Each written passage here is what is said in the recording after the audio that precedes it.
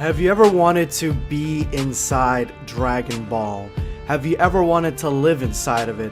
Have you seen these fights in Dragon Ball and have thought to yourself, what would I have done in that situation if I were Goku, if I were Vegeta, if I were Broly?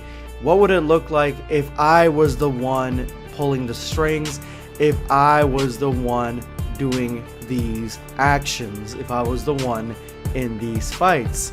Well, today we have our first look at what fights look like and events look like from Dragon Ball characters' point of view. You have not lived Dragon Ball until you've seen it from this perspective.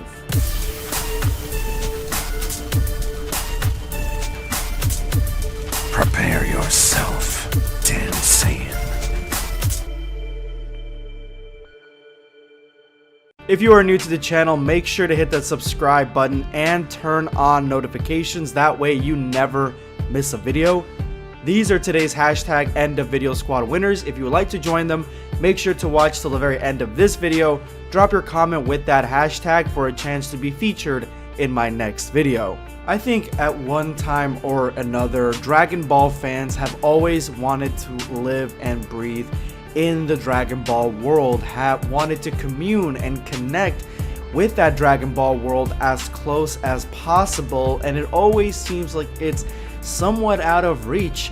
We've had Dragon Ball Online, which is the first taste that we've gotten of the Dragon Ball world, of being in the Dragon Ball world, and then after that we've gotten the very successful feature in Dragon Ball Xenoverse, where you can create your own character and have your avatar live and breathe not only in the Dragon Ball world, but also through Dragon Ball missions, correcting the past, correcting history, next to your favorite Dragon Ball characters in the most important moments in the Dragon Ball story.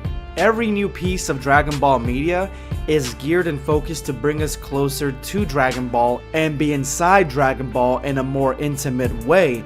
Dragon Ball FighterZ brings us in, pulls us in with the flashy, fluid, over-the-top, anime faithful signature attacks and movesets. Dragon Ball Z Kakarot wants to pull you into the Dragon Ball world as close as possible, letting you drive around as Goku and Piccolo, or cook with Chi-Chi on a brand new level of Dragon Ball immersion. Well, today I have the next step to making you see things through Dragon Ball characters' eyes in a way that you've never before seen it, and this amazing transition comes from Rudo830 on Twitter. As always, I'm going to have a link to their Twitter in the description below and the top comment, but what this artist has done is has taken very pivotal and important scenes, whether they be moments in Dragon Ball or fights in Dragon Ball, and has drawn them in certain characters' point of view. Now you may be thinking to yourself that this doesn't seem like a big deal, like it wouldn't really change much, and immediately I thought after hearing about this artwork that it probably wouldn't change my perspective on much until I actually saw some of these pictures. This is my favorite one because this to me was my favorite moment in all of Dragon Ball Z, Goku's sacrifice. You see everything in this picture. It is derivative of everything that's good from this artwork and from seeing things from this point of view, because you see Goku as he's about to instant transmission his way out of danger, bringing imperfect, semi-perfect Cell, who's about to self-destruct, to King Kai's planet, and you can see the shock, fear, confusion, and overall dismay on Gohan's face from your perspective, because you know that you're about to save him from his failures, and Gohan knows that, and he's gonna have to live with that for the rest of his life. Obviously at this point we didn't know that Cell was gonna come back, but you can see all this and see how different it feels just from this perspective alone. Another Gohan one here. Here we have Piccolo after he died fighting the Saiyans, and he is dying right in front of Gohan's eyes, and that is the last thing that he sees is Gohan's crying face.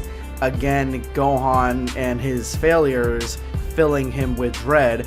But On the opposite perspective, as soon as Piccolo dies, Kami fades away because Kami cannot survive without Piccolo, and you can see how distraught and sad Mr. Popo is. Broly's final moments as he throws a punch only to see Goku start ascending from gaining the energy, the ki from other fighters to give him that delivering blow that ultimately kills him. You have Goku training with Krillin. You see this from Krillin's perspective. You see that they're chasing Master Roshi and running away from what looks like a dinosaur. From here we see Bulma crashing her car into an unsuspecting Goku who is just hauling a fish. And I like this one a lot because it shows us everything from Bulma's perspective, starting and beginning the Dragon Ball story. The last time that Trunks sees his father before his father knocks him out and ultimately sacrifices himself to try to kill Buu. On the opposite note, we have the last time that Goku sees Vegeta before he's also knocked out because Vegeta wants to fight Buu and sacrifice himself solo. There is just so much you can learn from Dragon Ball by seeing it in this perspective, and not only that, but the artist here also goes the extra mile, and some of the songs and intros that we've seen, the outros, it shows them in sort of a cinematic mode where you see what the production of some of these events could look like as if Goku and his team were all actors. I just gotta give it to Rudo830 for bringing this brand new perspective of what Dragon Ball actually looks like from our point of view. Anyway guys, if you made it to this point of the video, you are now part of the hashtag End of Video Squad. Thank you guys so much for making it to this point of the video and helping the video along. Make sure to drop your comment with that hashtag for a chance to be featured in my next video. Today I'm going to be responding to Sir Clayton. I believe Broly would have survived the blast from Gogeta even if Chi-Lai didn't save him with the Dragon Balls. Unfortunately, I don't have that same conviction. I don't believe that because Whis' face and the fact that he said the battle is finally coming to a close. He even knew that Gogeta was going to murk Broly, and the look on both Gogeta and Broly's face, yeah, he was gonna die. I appreciate your comment, but I don't agree with it. This is going to be BlackScape signing off. Take care, guys.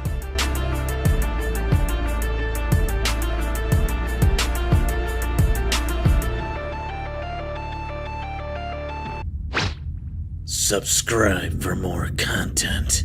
Or perish.